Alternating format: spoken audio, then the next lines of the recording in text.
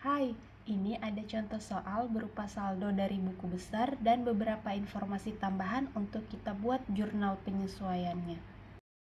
Biar nggak bingung, kita lihat dulu siklus akuntansinya. Nah, dari siklus akuntansi ini terlihat step yang kita lewati adalah pencatatan atau jurnal.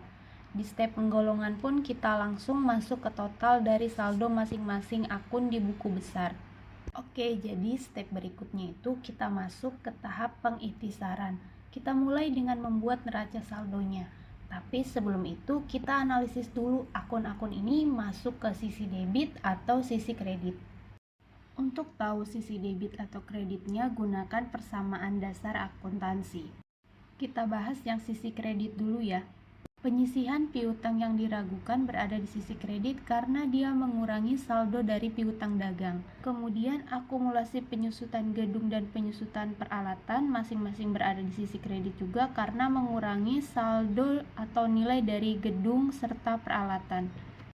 Tanah tidak ada penyusutan ya. Selanjutnya akun hutang dagang sampai dengan penjualan, tentu saja mereka masuk ke golongan pasifa, berarti mereka masuk ke sisi kredit. Kemudian akun retur dan pengurangan pembelian serta potongan pembelian berada di sisi kredit karena akun tersebut mengurangi nilai pembelian. Lanjut ke sisi debit, ada kas sampai dengan asuransi dibayar di muka yang sudah jelas adalah harta kita, yaitu berada di sisi aktiva. Sedangkan retur dan pengurangan penjualan berada di sisi debit karena dia mengurangi nilai penjualan, di mana kita tahu penjualan itu saldo normalnya berada di sisi kredit. Kemudian akun pembelian berada di sisi debit juga karena dia akan menambah harta kita, yaitu persediaan barang dagang.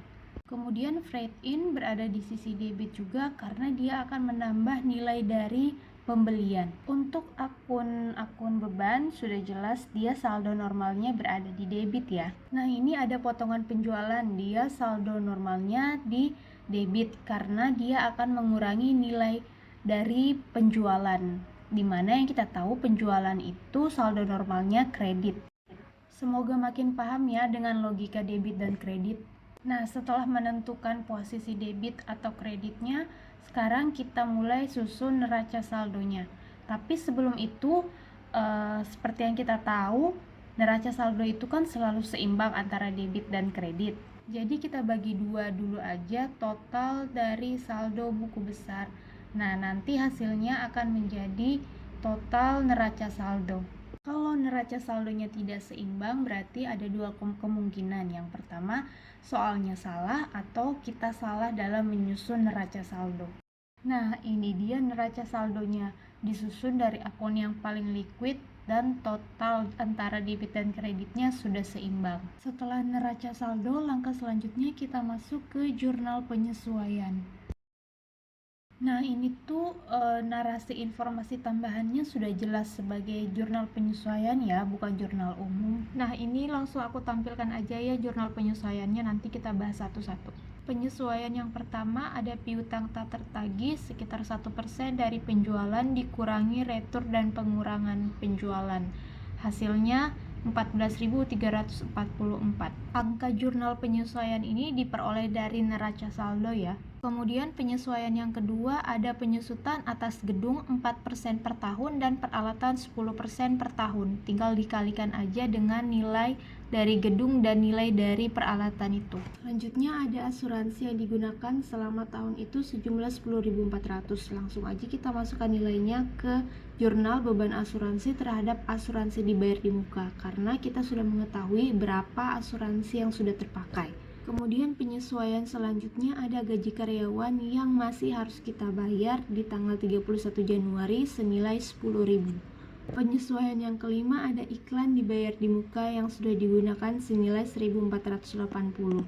Tidak ada perhitungan khusus karena beban yang sudah kita gunakan sudah diketahui nilainya. Selanjutnya ada jurnal penyesuaian karena ada kesalahan mencatat beban lain-lain, yaitu dicatat ke perlengkapan kantor sebanyak 2.800. Selanjutnya ada penyesuaian atas persediaan barang dagang karena ada selisih antara pencatatan di neraca saldo dengan stock of name. Di neraca saldo jumlah persediaan barang dagangnya itu senilai 148.000, sementara nilai stock of name-nya itu 152.000. Di sini kita menggunakan metode penyesuaian ikhtisar laba rugi ya.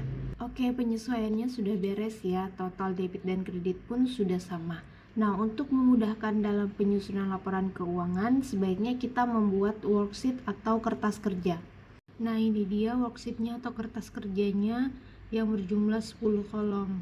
Langkah awal pembuatan worksheet yaitu dengan memindahkan akun-akun neraca saldo ke dalam worksheet. Akun awal yang sudah ada dalam neraca saldo itu dari akun kas sampai dengan beban bunga. Sedangkan akun beban penyisihan piutang yang diragukan sampai dengan ikhtisar laba rugi muncul setelah adanya penyesuaian, sehingga worksheet itu dibuat setelah membuat jurnal penyesuaian. Selanjutnya masukkan angka dalam neraca saldo dan jurnal penyesuaian di posisi debit atau kreditnya masing-masing.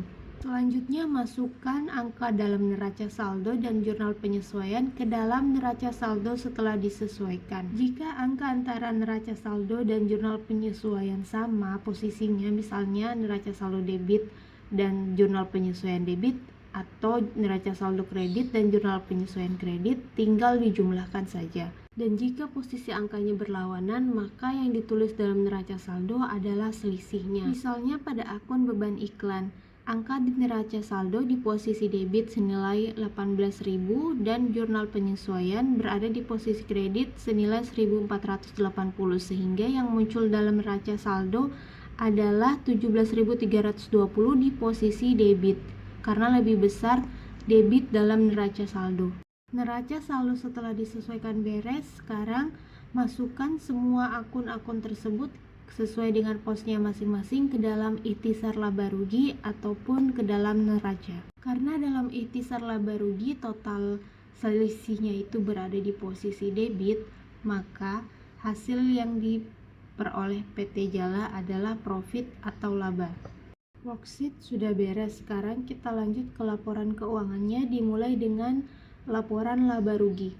Nah, di laporan laba rugi kita harus mengetahui berapa penjualan bersihnya, kemudian harga pokok penjualannya, dan total beban dari aktivitas operasional dan beban lain-lain, sehingga laba atau ruginya dapat kita ketahui. Nah, ini laba dalam laporan laba rugi senilai 82.476 sudah sama ya dengan laba yang ada di worksheet. Nah, selanjutnya angka dari laporan laba rugi ini kita masukkan ke dalam laporan perubahan modal.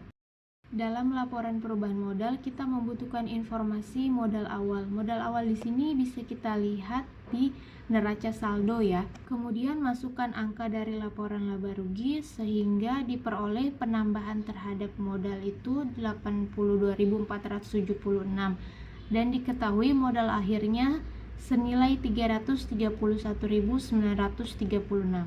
Selanjutnya angka modal akhir yang kita peroleh dari laporan perubahan modal kita masukkan lagi ke laporan neraca sehingga total aktiva dan total pasiva menjadi seimbang. Oh iya, kalau ada penjelasanku yang keliru tolong dikoreksi aja ya. Kalau butuh Excelannya di email aja ya, insya Allah bakalan kukirim. Oh iya, di contoh soal ini laporan arus kasnya kita skip aja ya, karena soalnya tidak memberikan informasi mengenai buku besar akun kas, jurnal khusus kas, ataupun neraca periode sebelumnya. Dan catatan atas laporan keuangan pun tidak aku buat ya, karena memang soalnya tidak support. Selanjutnya kita ke jurnal penutup. Materi tentang jurnal penutup ada di video aku sebelumnya ya, yang berjudul pengikhtisaran. Nah, tapi di video pengikhtisaran itu aku kurang menyebutkan kalau menutup akun pendapatan ada retur dan pengurangan pembelian serta potongan pembelian juga. Setelah jurnal penutup, selanjutnya ada neraca saldo setelah penutupan. Tapi neraca saldo setelah penutupan ini sifatnya opsional ya, boleh dibuat, boleh juga tidak dibuat. Biar nggak bingung, kita bisa pakai worksheet sebagai alat bantu untuk membuat neraca saldo setelah penutupan. Nah, informasi yang kita butuhkan untuk membuat neraca saldo setelah penutupan adalah angka dari laba rugi, angka dari neraca, dan angka dari jurnal penutup. Angka jurnal penutup di worksheet udah sama ya dengan jurnal penutup yang kita buat sebelumnya. Nah, dengan worksheet ini kita bisa melihat jelas angka neraca saldo setelah penutupan itu adalah angka pada kelompok akun neraca. Sedangkan angka di kelompok akun laba rugi sudah kita tutup. Jadi, pada neraca saldo setelah penutupan, kelompok akun laba ruginya menjadi 0. Akun-akun yang nilainya 0 pada neraca saldo setelah penutupan kita hilangkan, sehingga bentuk dari neraca saldo setelah penutupan seperti ini. Terakhir ada jurnal balik yang sifatnya opsional juga ya, dibuat di awal periode akuntansi dan data sumbernya dari jurnal penyesuaian periode sebelumnya. Dalam soal ini berarti kita menggunakan jurnal penyesuaian 31 Januari 2023. Nah, ini dia jurnal baliknya.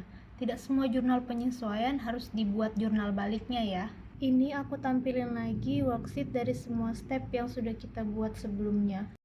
Total neraca saldo setelah penutupan sama ya dengan neraca saldo setelah pembalik.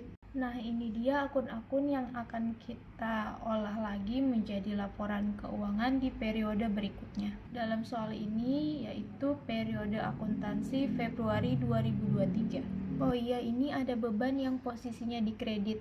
Itu sudah betul ya. Artinya beban tersebut sudah diakui di periode sebelumnya, yaitu periode Januari, yang kemudian akan dibayarkan di periode berikutnya atau bulan Februari dengan jurnal debitnya beban dan kreditnya kas.